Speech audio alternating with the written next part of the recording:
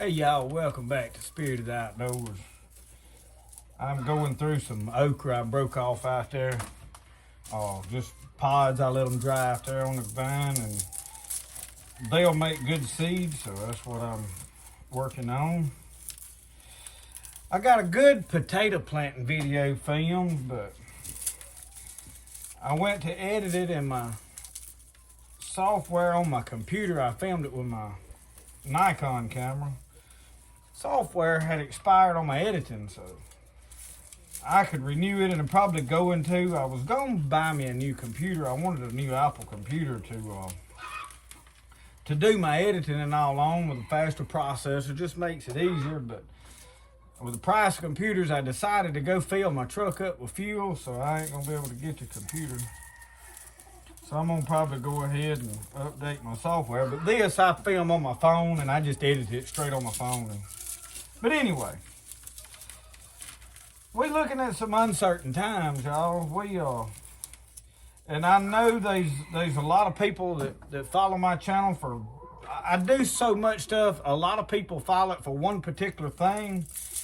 But guys, in reality, everything I do works together. This gardening, this planting.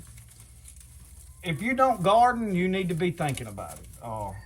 With fuel prices the way they are, I'm seeing a lot of my friends that drive trucks. They parking their trucks and getting a job working for another company to keep from having to buy fuel. Well, at some point, that company that they went to work for is going to say, you know what, this ain't worth it. We're not coming out ahead. We're not profiting. So we're just going to have to shut it down. At that point, stuff's going to quit showing up on shelves. The number one thing is going to be groceries that you notice first. I mean, there'll be a lot of stuff quit showing up, but groceries is going to be the thing that breaks everybody. Am I saying this is going to happen? I don't know, but it's very likely. So you need to be knowing how to grow stuff, how to save your own seed. This is all survival mentality. I have preached this, I have taught it, I have showed it in a lot of other videos, but I'm also, the big question in my mind too is, in gardening, I've always had to have a tiller, a tractor, all this stuff. I'm slowly experimenting this year, and I've mentioned this in some other videos, with like a no-till, back to Eden type of, and I'm not saying it can be done, but I'm thinking that it's going to eventually have to be done, because if it gets to where we can't get fuel or can't afford to buy fuel to run tractors to plow gardens, everybody don't have a mule anymore like Grandpa and them used to do.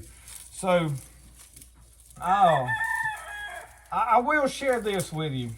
Most of you know I am a devout Christian. I am a believer.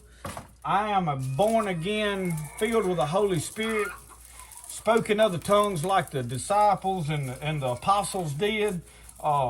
As in the book of Acts teaches that you're supposed to do.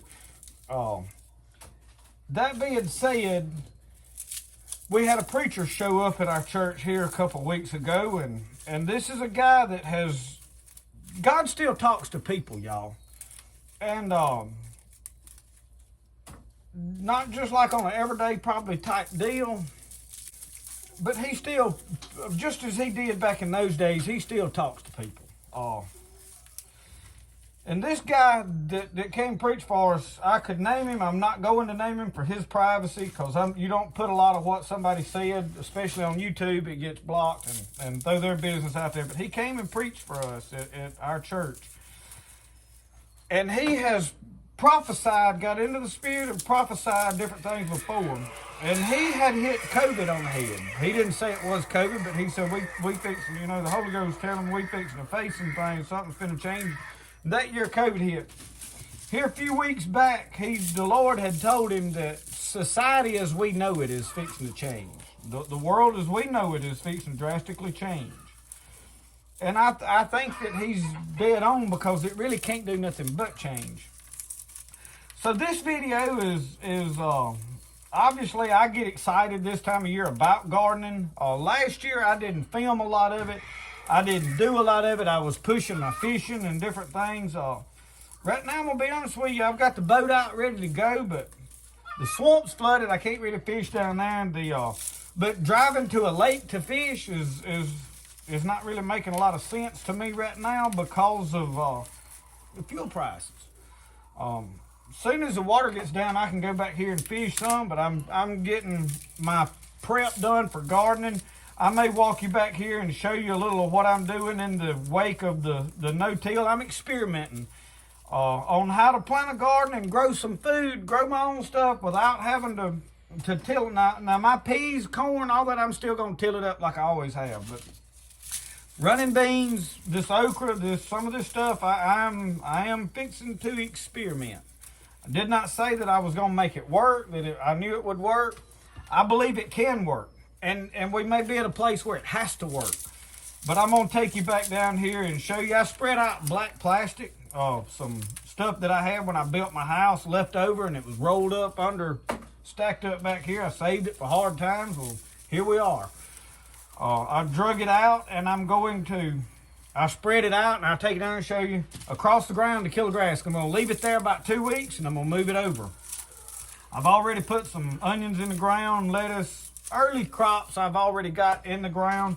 I'm probably not going to film everything I do. If you look right here, you see I've got seeds started and stuff. You know I started them in a box around back. Tomatoes, peppers, everything's already going. But potatoes, I filmed a good potato videos, but I've got to update my software before I can edit that video and put it out. I wanted to get that out in time for you guys to see how we planted potatoes in case you wanted to do it like that. But my potatoes are in the ground, so I'll get this video edited and show you. But you see I got me a tray here, and I'm just catching these okra seeds. I'll have to plant these a little heavier because of the way we dried them right here. A lot of them probably are not good. Well, I say a lot of them. Some of them are probably not good. The biggest majority of them are going to be good. I can look at them and tell that they're not molded and stuff. Some of these, if you see a little hair on that mold, they're not no good. But I'll put them in that push planter we got and plant them thick. If you have to, make 2 passes up through there. I may have to double plant them. But we don't eat just a lot of okra, but I like to have it. I do like okra. So hang with me, we're going to go down here and look at the plastic in the garden.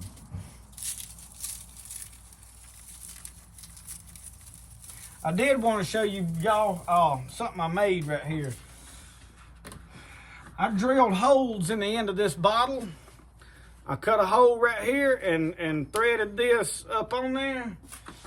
When I go to pour in these fine seeds to water some of this stuff in after I put seeds on it, if you pour it just out of a jug or something, it washes. And I didn't want to run all the way to town to buy one of them fancy cans, so I just made this. And y'all watch this. Look at that. Works fantabulous.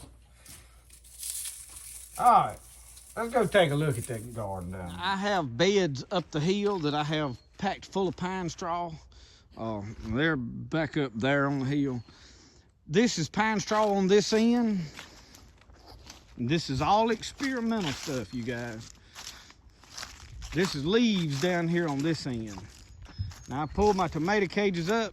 Now you see out here, I went just on top of my rows with some tin, and I'm gonna drag some more pieces when I get my hands on them. I'm gonna drag the tin on down here. But right there, now I have done planted some onions right here, y'all. There's a short row right there. That's yellow onions. And then right between these 2 panels here is some multiplying onions that let me get close where you can see them. They real small. They had sprouted on a table.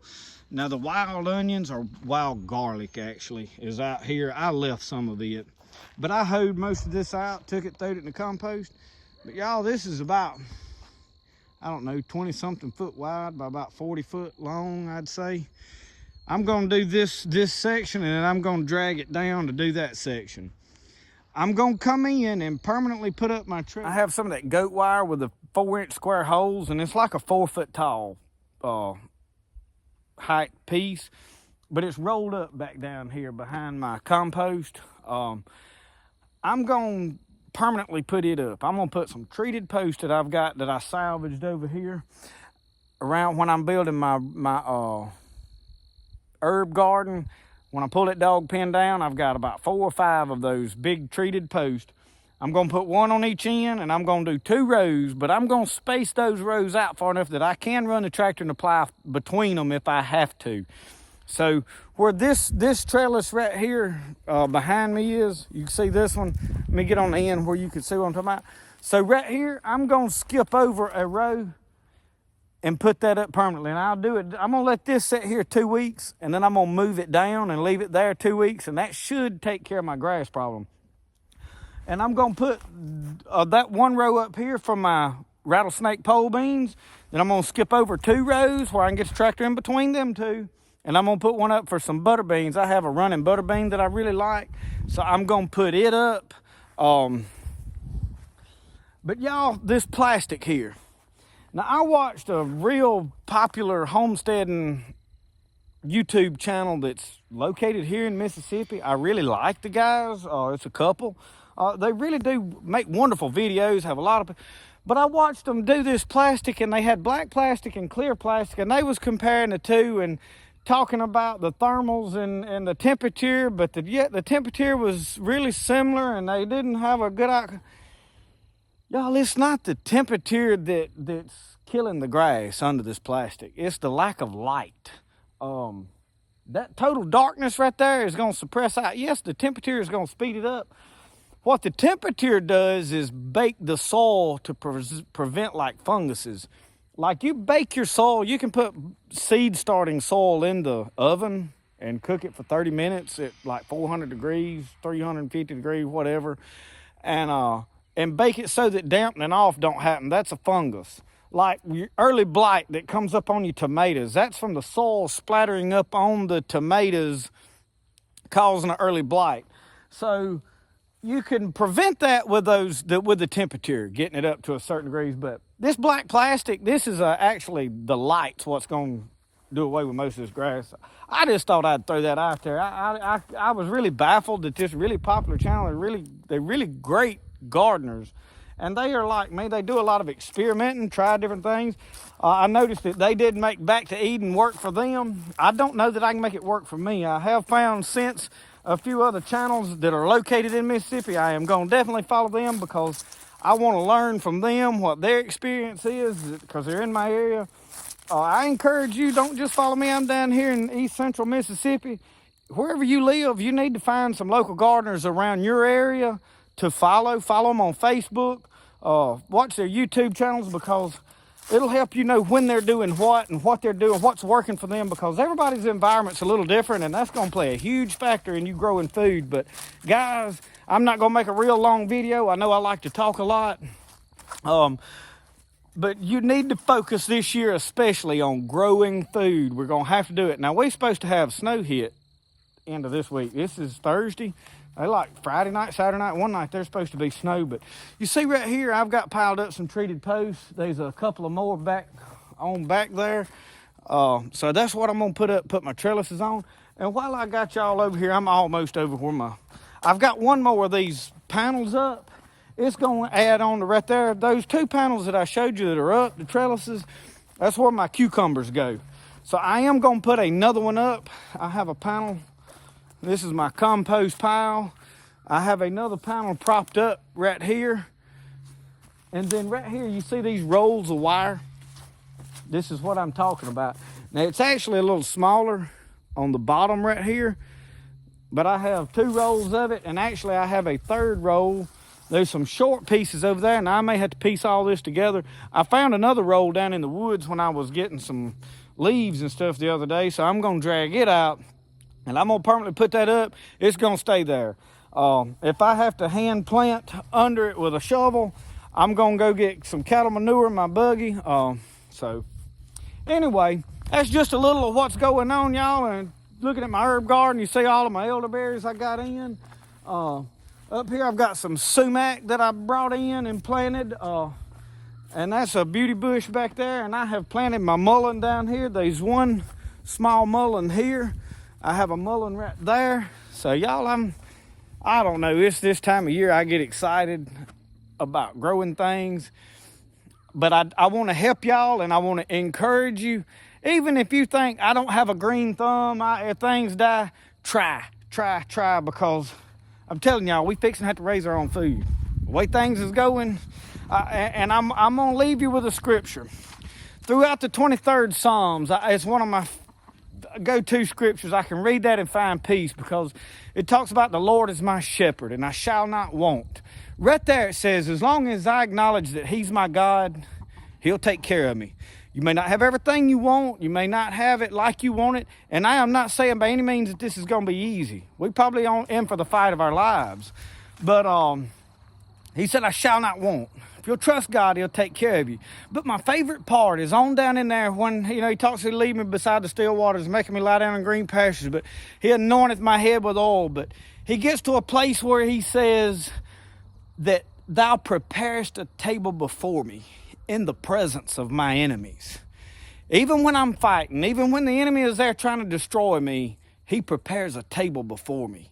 Guys, hang on to those scriptures. Hang on to verse, I think it's 5. Hang on to that. Hold on to it with dear life because he prepares a table before you in the presence of your enemies.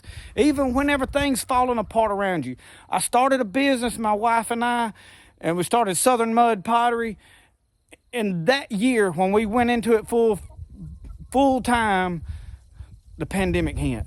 All of a sudden, everything was shut down, and we're still here. We're still making it. God has seen every need. He's helped us make it through. So I'm telling you, God will help you make it through if you'll trust him. God bless all of you. Thank you for watching Spirit Outdoors. I hope I can help some of you.